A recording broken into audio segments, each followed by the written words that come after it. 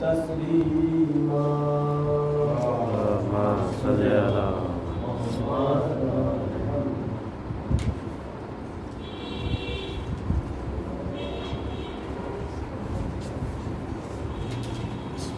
أعوذ بالله من الشيطان الرجيم بسم الله الرحمن الرحيم وبه نستعين وصلى الله على سيدنا محمد وعلى آله الطاهرين ورحمة الله وبركاته أجمعين برنامہ منصفہ قرآن کی مستقل چل رہا ہے، بیچ میں واضح ہو گیا کہ آیت نمبر 7 آیت نمبر 4 ہم نے تلاوت کیا تھا اور آیت نمبر 8 وَإِذَا حَضَرَ الْقِسْمَةُ أعوذ بالله من الشيطان الرجيم بسم الله الرحمن الرحيم وَإِذَا حَضَرَ الْقِسْمَةُ أُولُو الْقُرْبَى وَالْيَتَامَى وَالْمَسَاكِينُ فَارْزُقُوهُم مِّنْهُ وَقُولُوا لَهُمْ قَوْلًا مَّعْرُوفًا۔ اس کے پہلے آیت جو ہے یتیموں کے بارے میں یتیم کا خیال کرنا چاہیے، اور آیت نمبر 7 میں ہم نے پڑھا کہ جس طریقے سے ورثے میں میراث میں مرد کا حق ہے، اسی طریقے سے للنساء نصیب مما ترک الوالدین، والدین جو چھوڑتے ہیں عورت کا بھی اس میں حصہ ہے، والاقربون اور رشتہ داروں کا بھی حصہ ہے، چاہے وہ کم ہو چاہے وہ زیادہ ہو، نصیبا مفروضا، یہ حصہ وہ ہے جو اللہ نے واجب کیا ہے، یہ کسی کے ہاتھ میں نہیں ہے کہ دے یا نہ دے، ایسا نہیں۔ اب یہ آیت بیان ہو رہی ہے کہ جس وقت میراث تقسیم ہو رہی ہے اس وقت کے لیے ہے، البتہ یہ واجبی حکم نہیں ہے بلکہ یہ مستحب حکم ہے۔ وَإِذَا حَضَرَ الْقِسْمَةُ أُولُو الْقُرْبَى، اور جب کہ حاضر ہو قسمت اولو القربى، جب تقسیم کر رہے ہیں کہ رشتہ دار ہوتے ہیں، جب مال جو تقسیم ہوتا ہے وراثت کا مال بڑھتا ہے تو رشتہ دار وغیرہ آتے ہیں، والیتامى یا یتیم ہو، والمساکین مسکین ہو۔ اب یہاں پر ایک استحبابی حکم بیان کرنا ہے، عالم فارزقوہم منہ، اس میں سے تھوڑا کچھ دے دو، مطلب بہت بڑی چیز نہیں، چھوٹی موٹی چیز ورثہ میں سے انہیں دے دو۔ وَقُولُوا لَهُمْ قَوْلًا مَّعْرُوفًا، اور ان سے نیکی سے بات کرو، نرمی سے بات کرو، محبت سے بات کرو۔ دیکھیے یتیم اور مسکین، خاص کر یتیم کے لیے یہ لفظ ہے، یعنی یتیم کے ساتھ صرف یہ نہیں کہ آپ اس کو کپڑا دے رہے ہیں، کھانا دے رہے ہیں، کافی نہیں، بلکہ خداوند اعلیٰ بار بار تاکید کر رہا ہے، وَقُولُوا لَهُمْ قَوْلًا مَّعْرُوفًا، احادیث میں بھی ہے، ان کے ساتھ نرمی سے محبت سے، یعنی جو اس کے اوپر رنج ہے، جو غم ہے باپ کا مر جانا، اس کو احساس نہیں ہونا چاہیے۔ یہ معاشرے کی ذمہ داری بنتی ہے کہ یتیم کا خاص خیال رکھے۔ اور آگے آیت نمبر 9، اب یہاں پر ایک وارننگ دی جا رہی ہے، یتیم کو خیال کرنا چاہیے، یتیم کا دیکھ بھال کرنا چاہیے، اگر نہیں کرتا ہے تو خداوند اعلیٰ نے ایک نفسانی بات کہہ رہا ہے،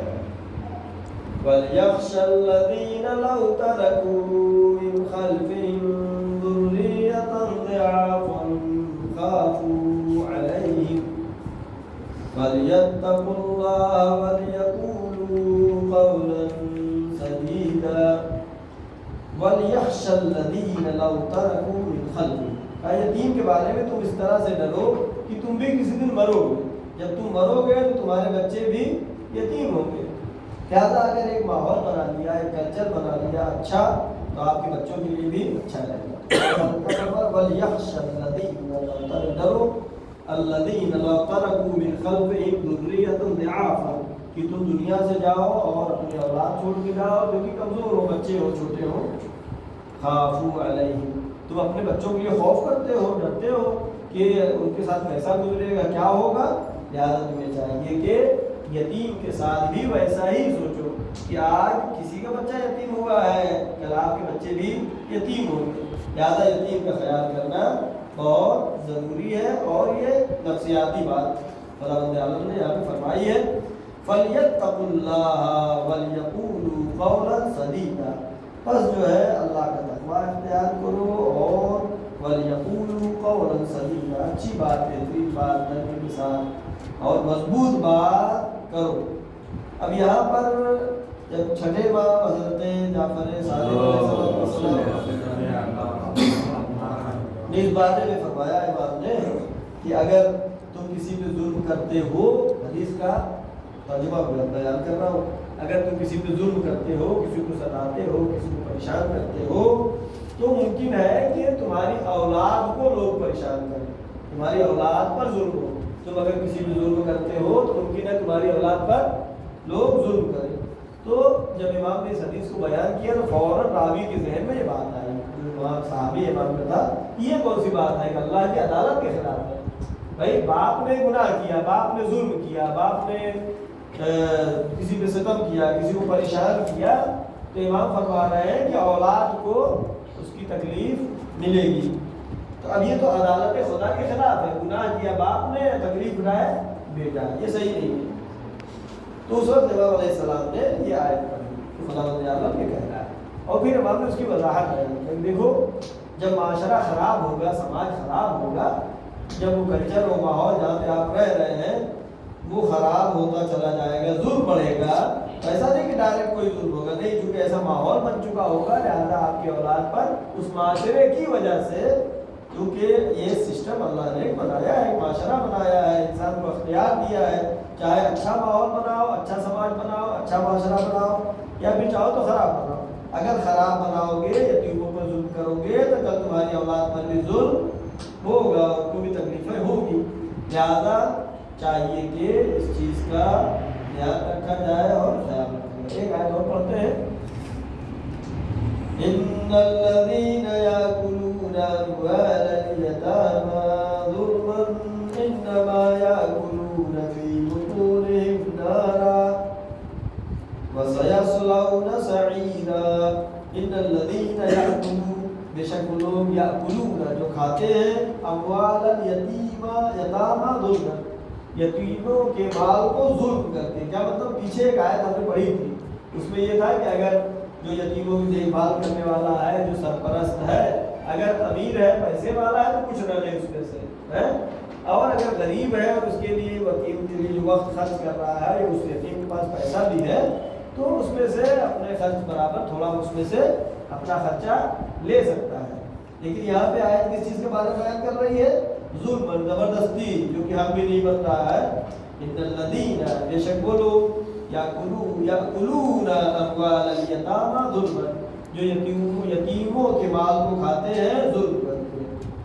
اس کی مثال خداوند عالم اس طرح بیان فرما رہا ہے، انما یاکلون فی بطونہم نارا، وہ اس کا پیسہ، اس کا مال جو کھا رہے ہیں، وہ پیسہ اور اس کا مال نہیں کھا رہے ہیں، بلکہ یاکلون فی بطونہم نارا، وہ اپنے بطن میں، اپنے پیٹ میں آگ کھا رہے ہیں۔ یہ تو اس کی تکلیف انہیں، اس کی سزا ملے گی، وَيَصْلَوْنَ سَعِيرًا،